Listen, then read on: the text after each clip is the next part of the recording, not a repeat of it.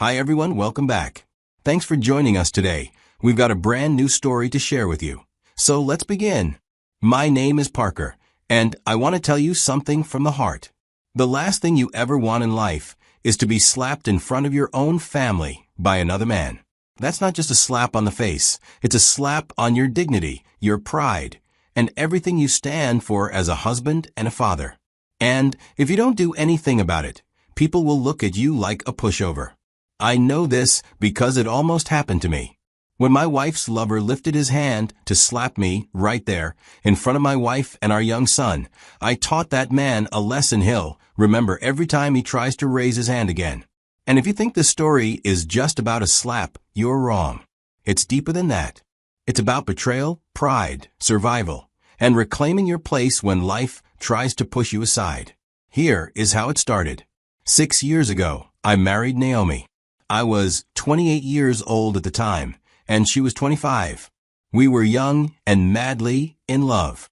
I remember standing at the altar, thinking there was no way life could get any better than this. Naomi looked like the future I had always dreamed of.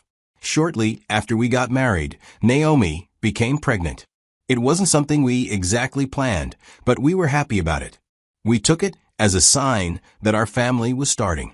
Naomi decided to stay at home after our son was born. For the first 2 years, she dedicated herself completely to being a full-time mom. It wasn't easy, but she made it look natural. She put everything into our son, and I made sure to support her the best I could. Back then, I had a solid corporate job. It paid well enough to keep us afloat and even allowed for some comfort. Life felt balanced. When our son turned 2, Naomi decided it was time to get back into the workforce. She had a degree in education, so it wasn't difficult for her to land a teaching job. I supported her decision completely. I knew she needed more than just the house and the baby. Having a purpose outside the home gave her a new sense of energy. With both of us earning now, things felt even better financially. We weren't rich, but we were finally in that zone where we could breathe easily. Looking back now, those early years of our marriage were the good years. We dreamed together about buying a bigger house someday, maybe even having a second child. But I guess that's the thing about life. Just when you think things are stable, something comes along and shakes everything apart. The company I'd worked for over the years was acquired by new owners. At first, we all thought it would mean better systems, more growth, maybe even promotions. Instead, they came in with their corporate buzzwords, only to start restructuring everything. And when they were done cutting what they called excess, I found myself without a job. For years, I'd been the dependable provider. Every morning, I'd wake up hoping for an email or a call back, but all I got was silence. I didn't have time to sit and feel sorry for myself, though. So I registered my car with one of those ride-hailing platforms and started driving. Going from business meetings to driving strangers around town just to scrape together gas money. At the same time, I'd always wanted to run my own online store, so I thought, why not now? I spent hours studying dropshipping, buying courses, trying to build a clean website, and stocking products I thought would sell. But no matter what I did, nothing worked. The courses I paid for gave generic advice I could have gotten for free on YouTube. Every time I thought I had figured something out, it flopped. I was draining money we didn't even have, and all I got in return was more frustration. After a while, it started to feel like I was cursed, like nothing I touched could work out. I wasn't just broke financially. I was emotionally worn out. And that's when the tension at home started to grow. Naomi had been patient for a while, but patience has a limit. She started making these side comments whenever bills were due. She never said it directly, but her tone made it clear. I was becoming a burden. I understood why she was upset, and I didn't blame her. She was doing more than her fair share, and it was wearing her down. But I was doing my best too. I wasn't sitting around waiting for a miracle. The problem was that my best wasn't bringing results. And after a while, that wears you down. You lose confidence. You stop talking. Conversations between us became short, dry, and about nothing more than bills or our son's school. Even intimacy felt like a distant memory. The only thing that brought me real happiness during that time was my son. He was the one thing that still made me feel like I had a purpose. Every time he called me Dad with a smile, it reminded me why I was fighting so hard not to collapse under all the pressure. But even as I clung to my role as a father, Naomi began changing in ways I couldn't explain. She started staying out late more often, without giving explanations altogether. She'd leave without telling me where she was going, and when I asked, she'd respond with things like, "Why do you care?" or "That's none of your business." I didn't want to think the worst. Even when the signs were right in front of me, I convinced myself she was just tired, frustrated, needing space. I assumed she was just blowing off steam, and things would settle once my business picked up or I got a job. Looking back now, I realize how blind I was. I was so busy trying to fix everything else that I didn't notice the foundation of my marriage had already started to rot. One frustrating day, my car, which has been giving me issues for weeks, finally gave out completely. I had no choice but to take it to the mechanic. After dropping it off, I headed home. Our son was still at school, so the silence in the house was almost a relief. I sat down for a bit to figure out how to stretch the little cash we had left when I heard the sound of a car pulling into our driveway. Then I looked out the window, and my heart froze. Naomi, my wife, was sitting in the passenger seat of a silver sedan with some man I had never seen before behind the wheel. She got out first and walked to the door. Then she turned around and tried to get him to come inside. I couldn't hear the words clearly, but I could read her body language. He shook his head like he was in a rush. That's when he came over, grabbed her by the waist, and kissed her right on the lips. Then he smirked and told her to be a good girl. And she giggled. I stood there, watching through the window, like I was trapped in some slow, terrible dream. I didn't want to believe what I saw, but it was right there in front of me.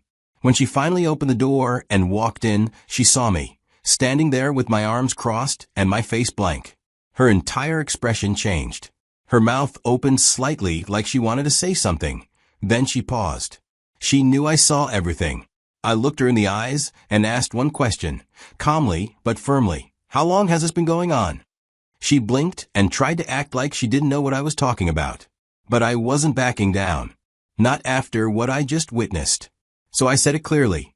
"How long have you been cheating on me, Naomi?" That's when the switch flipped. She stopped pretending, then got loud and defensive. Accused me of trying to control her. Said I had no right to police her life. She tried to flip the script on me, like I was the one in the wrong. The pain I felt at that moment was too much. I didn't know what to say anymore. So I said nothing. I went to the bedroom and closed the door behind me. In the days that followed, Naomi didn't try to hide anything anymore. It was like she had taken off a mask and decided she was done pretending. She came and went whenever she pleased, with no explanations and no apologies. Sometimes she wouldn't even answer at all. I could tell she believed she had the upper hand, that I was stuck, that I wouldn't dare make any big moves because she was the one earning most of the money now. She had the stable income, and she knew that gave her power, especially when it came to the one thing I cared most about, our son. I started to suspect that she was using the threat of divorce as a weapon. Like if I made too much noise or stood up for myself, she'd take our son and bleed me dry with child support. She never said it out loud, but the message was there like she was daring me to react, knowing I didn't have the resources to fight her. And it worked for a while. I kept quiet and kept the peace. But every day, I could feel the pressure building inside me. Watching her act like I didn't matter while still sleeping under the same roof as me and our child. It was like death by 1,000 cuts. Something inside me knew I couldn't let this continue forever. It was time to take control of the situation, not just emotionally but legally. I called the divorce attorney. That conversation changed everything.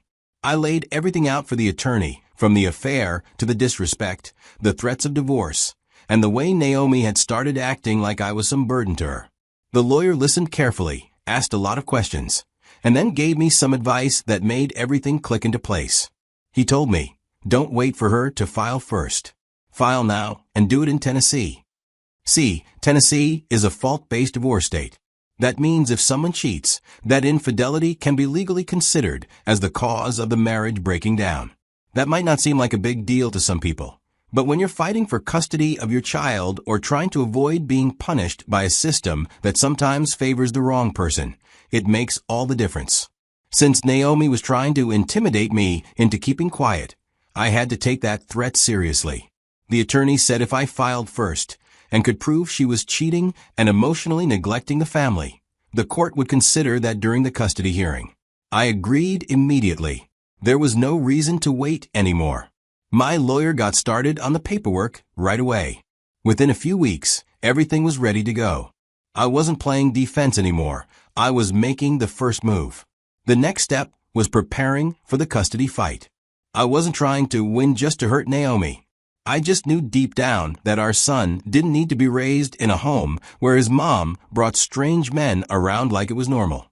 I needed to give my son something stable, something Naomi clearly couldn't offer anymore. So, with my lawyer's help, I got everything in motion. The divorce was officially filed in Tennessee, but I kept quiet about it. One afternoon, I was at home with my son when I heard the familiar sound of tires crunching on the driveway. I walked over to the window, pulled the curtain slightly, and there she was again, Naomi, stepping out of that man's car. She leaned in and said something to him with a smile on her face. I stepped out of the house, straight to the porch, and waited for her to reach the steps. The man stayed near the car, like he was waiting to see how far he could push his luck. I looked at Naomi and said, "What you're doing is wrong. Bringing another man to this house is disrespectful. You're setting a terrible example." She didn't even pretend to care. Instead, she rolled her eyes like I was just some annoying background noise. Before I could even say another word, the guy who'd been dropping her off stepped forward. I turned to him and said, "Mind your business and get off my property." That's when he laughed and said something I'll never forget. "It's your wife's property when she divorces you." That moment lit a fire in me. I looked him dead in the eye and called him exactly what he was, a homewrecker. I told him he was pathetic for interfering in another man's marriage, for sneaking around like a snake and thinking it made him some kind of hero. That must have gotten to him, because the next thing I knew, he lifted his hand to slap me. But I was ready. The second he moved, I caught his wrist midair, yanked it forward, and twisted his arm back with enough force to send a clear message. "Don't ever put your hands on me." He cried out instantly, screaming in pain, begging me to stop. Naomi was yelling and screaming at me like I was the villain. "Let him go. You're hurting him," she shouted, panicking like she actually cared about him more than her own husband. But I didn't let go until he was pleading. I released his arm and stepped back. He dropped to the ground, holding his arm, groaning, and Naomi ran to his side. She pulled out her phone and called the paramedics while glaring at me like I was a monster. I looked at both of them and said loud and clear, "This marriage is over." The paramedics arrived not long after. They helped him into the ambulance, and Naomi went with him. She left that night and didn't come home. The morning after, I sat in the living room alone, staring at the divorce papers. I had nothing left to wait for. The marriage was over, and dragging it out would only make things worse for my son and me. So I packed a few essentials, woke up my boy, and we left. We drove toward Tennessee, back to the place I grew up, back to family, stability, and people who still respected me. My parents welcomed us with open arms. That first night, I actually slept. Not tossed and turned like I used to, but real, peaceful sleep. When I finally charged my phone the next day, I was met with 89 missed calls, all from Naomi. I didn't need to guess what triggered the panic. She must have come home and found the house empty, the car gone, and those divorce papers sitting plain as day on the table. With the divorce officially in motion, I did what I had to do next. I sued the man she cheated with. In Tennessee, we have a law called alienation of affection. It means you can take legal action against someone who intentionally interferes with your marriage. I had evidence. He will think it was a joke until the court summons hit him. At the same time, the custody battle began. Naomi fought hard to twist the narrative. She told the court I was emotionally unavailable, said I had been absent during our struggles, and tried to label me as a deadbeat. But she didn't know I came prepared. In the end, the court granted me temporary custody, while the divorce and custody hearings continued. Naomi was furious.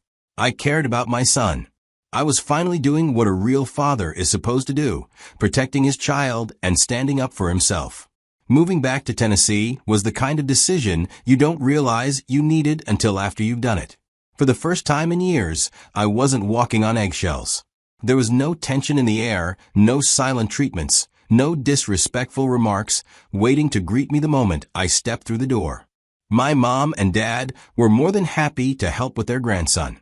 He had cousins to play with, uncles who gave him advice, and grandparents who spoiled him with love. It was like he had a full village around him, and that alone brought me a level of relief I hadn't felt in years. Without Naomi's constant nagging or passive-aggressive attitude draining me daily, I could finally think clearly.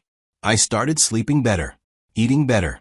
I was becoming someone my son could look up to again, not just someone he saw worn out and beaten down. To anyone out there going through something similar, whether it's betrayal, a broken marriage, or a tough custody fight, I want to tell you this. Stand your ground.